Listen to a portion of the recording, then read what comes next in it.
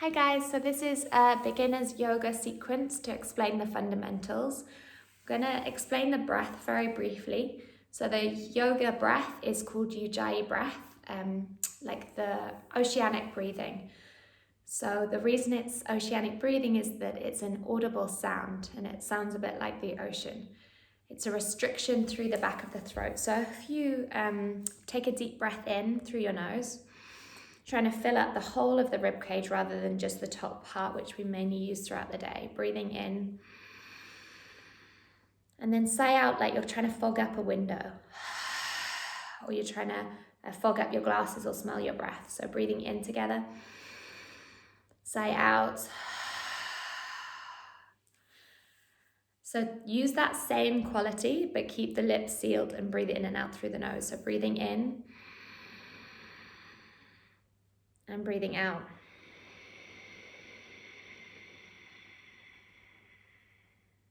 Trying to make the breath in last for a count of 4 and the breath out last for a count of 4.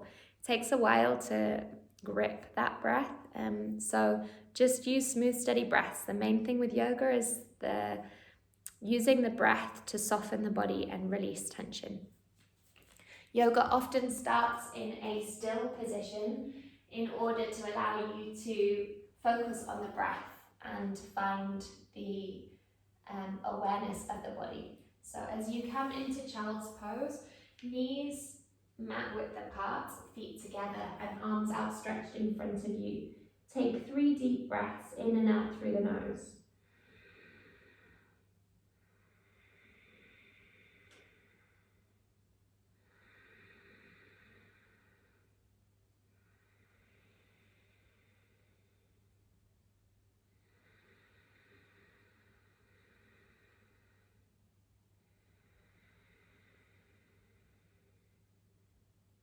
And then come all the way up. Tuck the toes under so that you're sitting back on your heels with the toes tucked. It's a pretty uncomfortable position, but it's really good for the feet because they tend to be in shoes all day and get pretty stiff. So make sure you're not leaning forward, it will ease the pressure off. You're sitting right on the heels. It'll waken them up. We'll just be here for a moment longer. And then bring your hand to your right wrist, make your hand into a fist and circle the wrist around a couple of times one way and a couple of times the other way. If your feet are really killing you, lift up, release them and then sit back down. And then take the other wrist, circle around. So if your hands aren't used to weight bearing, then they might feel a little bit uncomfortable through yoga to begin with, as the wrists get used to taking the weight of your body. Moving them in circles helps interlace your fingers, roll around to oil the synovial fluid within the wrist joint to help with the mobility of the wrists. And then release. Tap out the fronts of the feet and then sit back onto the feet and lean your weight back. Now lift your knees up a little bit to release the fronts of the feet. So because your feet are the first point of contact with the ground when you stand up, that affects how the whole rest of your body is.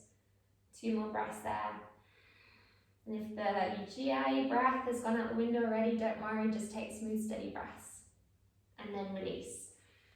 So we're going to activate the core, come into a neutral spine, so not lifting up through the bum or not rounding the back, but making the back flat as though you could balance something on top of it. What you'll notice is you have to press the floor away from you so you're strong through your upper back. Imagine trying to get your armpits as far away from the ground as possible.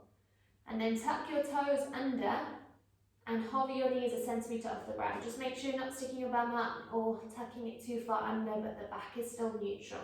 This will help you fire out your abdominals and build strength through the arms. 2 more breaths here. Feels like quite an intense position. And then release. Okay, so we're going to move into downward facing dog, which is one of the fundamentals for yoga. So your hands are about shoulder width apart. Make sure you're spreading as wide as possible through the fingers rather than keeping them clamped up together. Hands shoulder width apart. It can help to slightly turn your fingers to face out, like at 1 and 11 o'clock on the clock face. And then press your chest to your thighs and try and lengthen your lower back. So often what will happen is the back rounds because the lower back is tight and the upper attachment of the hamstring is often tight. So press your chest towards your thighs with bent knees. This will help you find the length through the base of the spine. And then slowly start to extend the legs, but try and keep the length through the lower back rather than letting it round. So keep pressing your tailbone up and away from you. And the gaze is in between the calves or the thighs, just to make sure your head isn't sticking out. You're trying to press your shoulders as far away from the ground as possible. It's a slight external rotation wrapping around with the arms. 2 more breaths here, and again, it can feel pretty intense if you're not used to downward facing dog. And then walk your hands back into a forward fold. So ideally, for the forward fold, we're again wanting to find length through the lower back. If your hamstrings are tight and you do running, then the lower back will round like mine is. So don't worry too much. Just bring your hands to your elbows. Make sure your head is heavy and relaxed, the jaw is soft, and you're not gripping any tension anywhere. And then release the bind and slowly roll all the way up your spine. Try and take it 1 vertebra at a time. Tailbones tucking under to allow your torso to come up, and the shoulders eventually come up and the head up last. Bring your shoulders up, back and away from you. Mountain pose, standing Tadasana. So bring your palms to face forward. Make sure there's space under your armpits rather than hands right close towards you. You want to be spreading wide through your toes.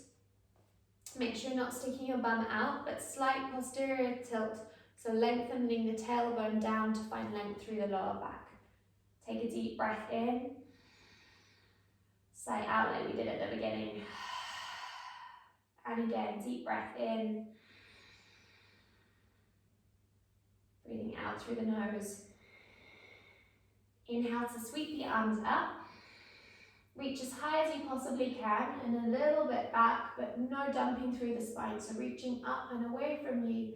And then as you exhale, fold forward. You can bring your arms out wide or in front of you. And then hands to shins or thighs so that you can lengthen your lower back on the inhale. And then exhale, plant your hands down and walk to the top of the mat. So you might need to step your legs further back as well, so you're in a strong plank shape. And as we did with the knees a centimetre off the ground, press the floor away from you so your back is strong. Your back is like a table where you can rest a cup. Make sure your bum isn't sticking out, but it's tucking under. And if it feels too much, knees on the ground. 1 more breath there. And then release the knees to the ground. Bring your chest towards the ground, the hips stay up, and then lower all the way down. Now pull your shoulders back away from you and lift up to a baby cobra. And then lowering all the way down, tuck the toes, press the floor away from you and sit back to your heels. And again, inhale to come forward, exhale to lower down, inhale to lift the chest up, exhale to press back. Okay, so now we'll take the more intense version. So from a high plank, you're going to bend your elbows to come to a 90-degree angle, elbows stacked over the wrists, and then untuck your toes, straighten your arms, pressing up to an upward facing dog. Shoulders stacked over the wrists, exhale, downward facing dog. We'll take that again. So inhale to glide forward to high plank, exhale to bend the elbows 90 degrees, untuck the toes, straighten the arms, press the floor away from you, looking upward facing dog. Exhale to downward facing dog. And then right up onto your toe tips and tiptoe to the top of the mat. Your legs can be bent or straight depending on how it feels for you. And then bring your feet together, hands to your shins, inhale to lengthen, exhale to round. Bend your knees slowly round all the way up through your spine, coming all the way to standing. Chair pose. So bend your knees, make sure your bum isn't sticking out, lengthen the lower back. Sit your weight back into your heels, so you can even lift the toes up off the floor. And then reach your arms up. So this is chair pose, Utkatasana, really strengthening for the thighs.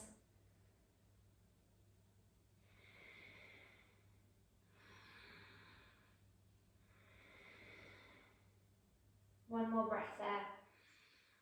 And then come all the way up to standing. Step your right foot back, so you're in a lunge position. So make sure your feet are hip width apart, and then bend your back knee. Send the weight directly down, so rather than leaning forward, weight directly down so that you can tuck the tailbone under and activate your right glutes. And then extend the back leg, press the back thigh away from you, and then reach the arms up, high lunge. So you can either stay here or release the back heel down at a 45-degree angle for warrior one. So now the back leg is straight, the foot is at a 45-degree angle, and you're lifting your torso up. 2 more breaths there.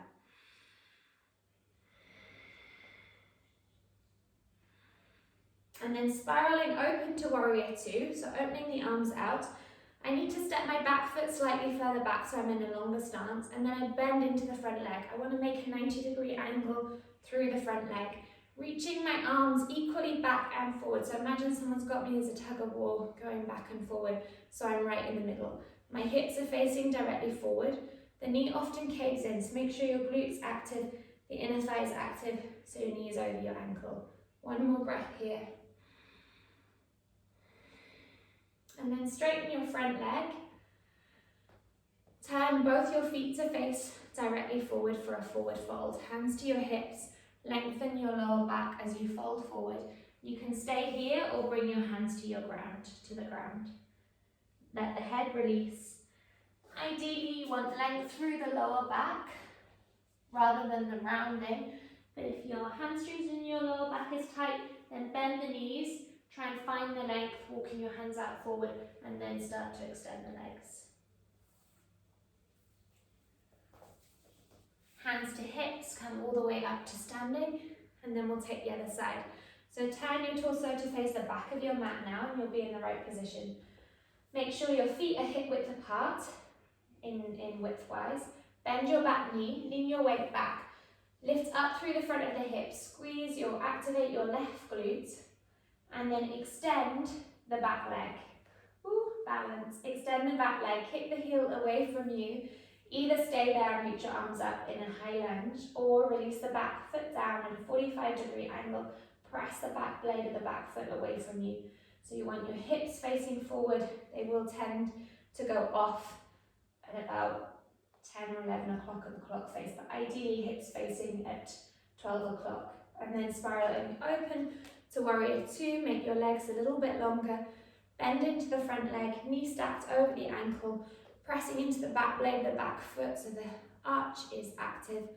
Drawing your arms forward and back in equal measure can help to turn the palms up to relax the shoulders. And then come all the way up.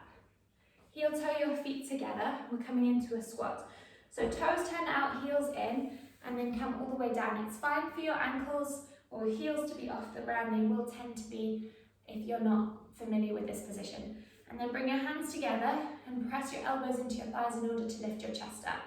If you need to, hands on the floor to balance. Be here for a couple more breaths.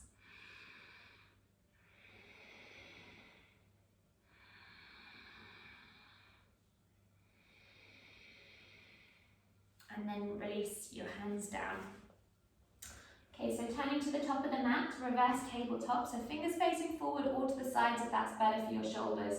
Lift your hips up, active through the glutes, trying to make that reverse tabletop flat enough to be able to support a cup of tea. No saggy hips, lifting up, 1 more breath. And then release the legs down. Extend the legs, but keep them bent. Bring your hands to a crossed elbow shape under your knees and then fold forward. So some of you might be able to lengthen your legs out more. If you have length through your hamstrings and you can, then grab a hold of the big toes. But for most of us, the hamstrings are tight, so it helps to grab a hold of the elbows.